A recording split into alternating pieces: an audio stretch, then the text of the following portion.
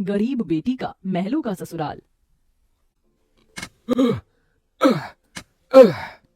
तपती धूप में वह गरीब किसान खेतों में फावड़ा चला रहा था। उसके माथे से तर तर पसीना बहे जा रहा था। तभी गंगा गमछा उठाकर पिता का पसीना पोंछती है। बाबा, आपके माथे से कितना पसीना बह रहा है, आप थक भी गए हैं, थोड़ी देर आराम कर लो, फावड़ा मुझे दो। गंगा को खेत में फावड़ा चलाते देख सेवक राम की आंख भर आती है।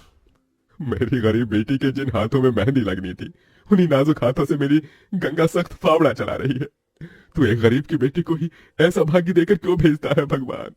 एक गरीब के जीवन की सबसे बड़ी दुविधा बेटी को ब्याहना होता है। ये कहानी है ऐसे ही किसान सेवक राम की, जो बड़ा गरीब है। उसकी दो बेटी गंगा और अंजू है। यूं तो सेवक राम ने गंगा के लिए कई रिश्ते ढूंढे, मगर भला एक गरीब की बेटी का हाथ कौन थामना चाहता है।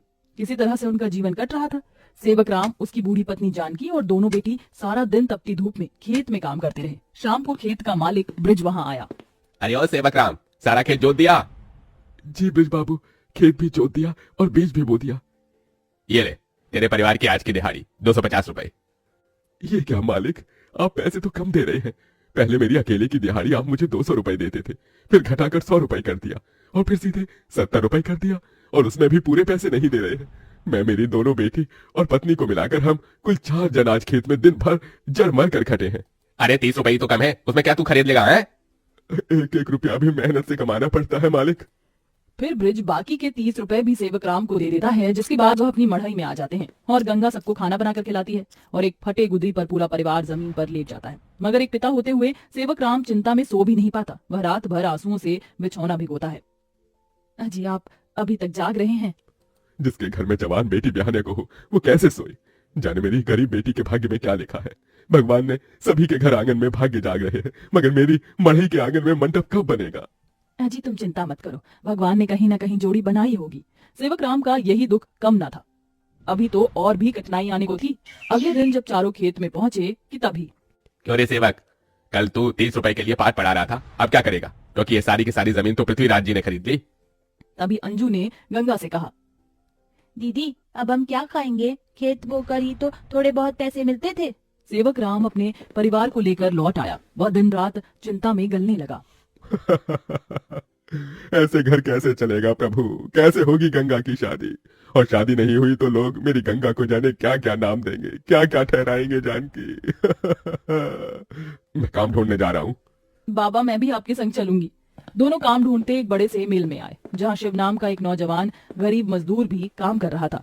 जहाँ मजदूर राशन की बोरी भरी मालगाड़ी खींच रहे।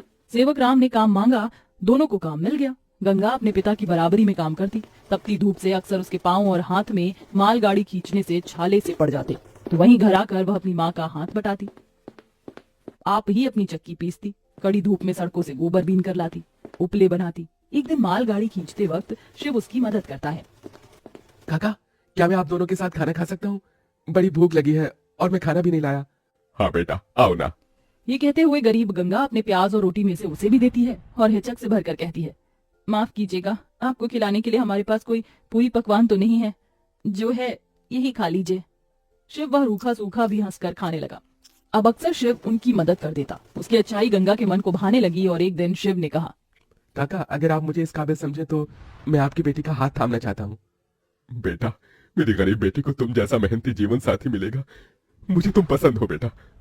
गरीब सेवक राम की दिली इच्छा तो थी कि गंगा को बड़ा और अच्छा घर द्वार मिले, मगर उसके मन में शिव को लेकर भी एक संतोष था। मगर सेवक राम ने जो कभी सोचा भी नहीं था, अगले दिन वो हुआ। कई बड़ी गाड़ियां लाइन से उसके चौखट पर आईं और शगुन से भरी थालियों के साथ शिव अपने परिवार के संग उनके घर आया।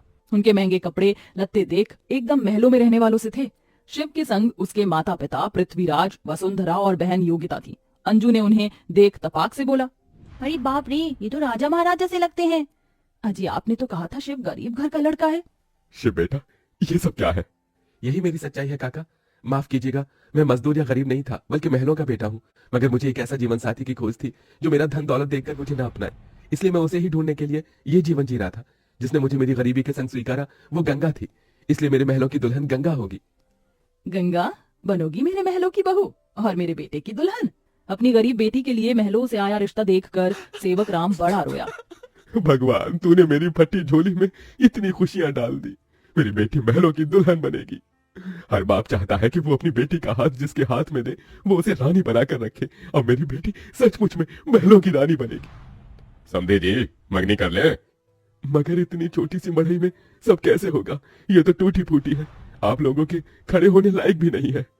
मगर इस मड़ई में आप जितने दिलदार लोग रहते हैं तो ये महलों से बढ़कर है।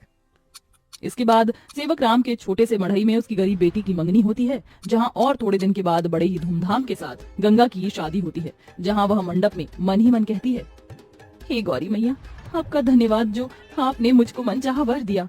इसके बाद गंगा विदा होकर अपने महलों के ससुराल में आ जाती है, जो दुल्हन के जैसा सजा हुआ होता है, जहाँ कई नौकर चाकर शाही अंदाज में उसके स्वागत में खड़े थे। तभी महंगे से लहंगे में ननद योगिता ने कहा, आइए भाभी, आपके महलों के ससुराल में आपका स्वागत है।